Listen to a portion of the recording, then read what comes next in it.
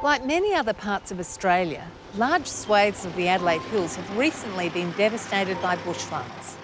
For some primary producers, including fruit growers, it's been heartbreaking, but it's not all doom and gloom. Sometimes fruit trees can recover. Orchardist and nurseryman Mark Joyce knows how to bring fire-damaged fruit trees back to good health. So how much damage did your orchard sustain? We were pretty lucky, Sophie. It's probably only a couple of % of what we grow here in the Adelaide Hills is actually damaged, so we got out of it very lightly. We lost probably 10,000 cherry trees for the commercial growers. Yeah, not great, but we're lucky. Yeah. Very lucky. Some of Mark's apple trees were also affected. So what can be saved and what can't? My first action would be to go and take a knife and just take a shave of that bark from the tree. And from that I can see it's very brown. Okay. So anything that's brown is not going to be viable. It's dead. It's dead. It's gone. We're seeing in this case here, we're getting some shoots coming from the stock under the graft. Here's the bud union or the graft union here. Yep. We've got these stalks coming underneath. But generally you will see a lot more of suckers come up in this area. And so this one here, I wouldn't even worry about it. Yeah. Now, right next to it, Mark, this tree here looks like it's reshooting. Yeah, but don't be fooled, Sophie. That is a lot of the reserve that was held in the tree before the fire. And these leaves pushed out in the fortnight after the fire without irrigation. Once again, nature is telling us that there's a little bit of energy there. But if we go down lower than that and we take a slice off that bark there, we can also see that that's brown and dying. Okay. So that tree, although it's green now, in the wintertime it'll just lose its energy and not fire up in the spring. And you can see the leaves are already starting to struggle, aren't they? They are. So this tree here, Sophie, this has been a little bit further away from the heat and it's been radiant affected.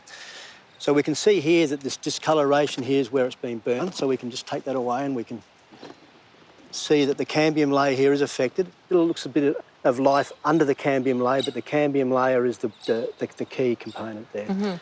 If we take a cut on this other side, you can see the freshness in the cambium layer. So how much of the tree trunk could be dead in terms of circumference and the tree still be viable in terms of cropping?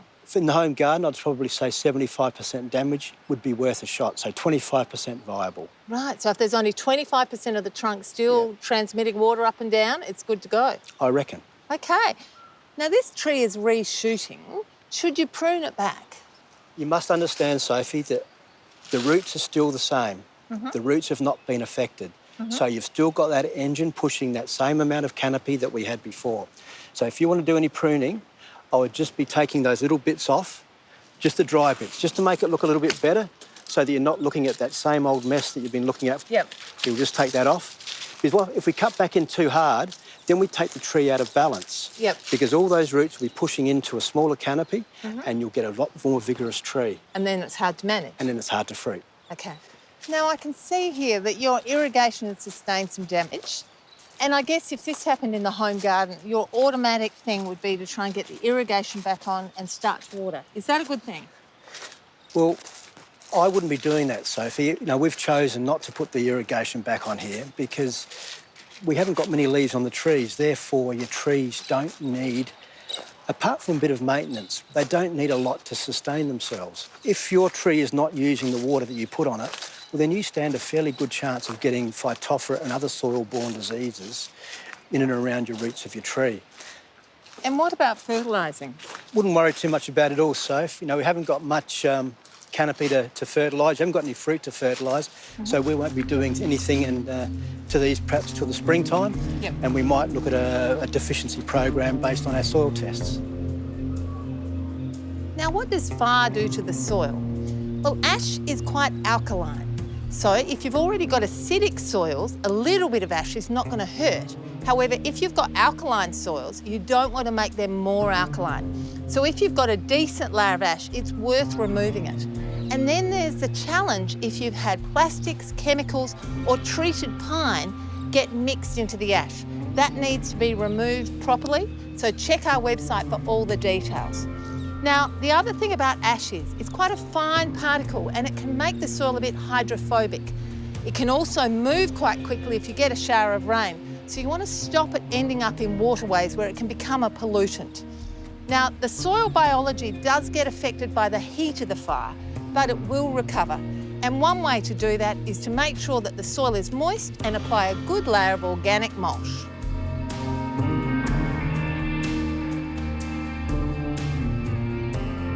Mark also has a vineyard. It escaped the fires, but he's taking me to one that didn't. Darren Golding is a second-generation vigneron. So it looks like you've been hit pretty hard. Will the vines recover? So as you can see, these are about 15 to 18-year-old vines. They've got a good healthy root system. They were well looked after, and you can see they're starting to reshoot. As with the worst of Mark's apple trees, the higher shoots on most of Darren's vines are only surviving on stored energy. So the trunk of the vine is dead and should be cut back nearly to the ground.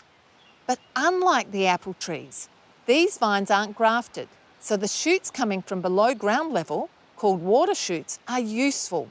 The smart and the sensible thing is to train this water shoot up from the bottom, Yep. below where there's any damage to the trunk. A few of Darren's vines are completely dead and won't recover, but most have a viable water shoot. So if someone's got a grapevine at home that's reshot, how long before it's capable of producing fruit? It's normally around that 3-year mark. It'll take us probably 12 months here, another 12 months there, and in the 3rd year, we'll probably look to fruit. So it's a long turnaround, and a lot of it's been damaged and a lot of it will have to be reworked, so it's going to be a long process. And as far as fruit trees go, how long after a fire could you expect to get cropping? If we've been able to maintain our canopy and kept good structure in the tree, we might even be lucky enough to get some fruit again next year. But generally we'd be saying we'd be skipping that year, and it would be a 2-year process. That's if we can keep the canopy. If we have to go back and start, as Darren has here with his vines, and start at the bottom again, it's a far longer process. We're probably looking at 3 or 4 years for that type of process. So, if fruit trees and vines aren't too badly burnt or had too much heat, they can be saved. If yours have been affected, we wish you all the best of luck with bringing them back to good health.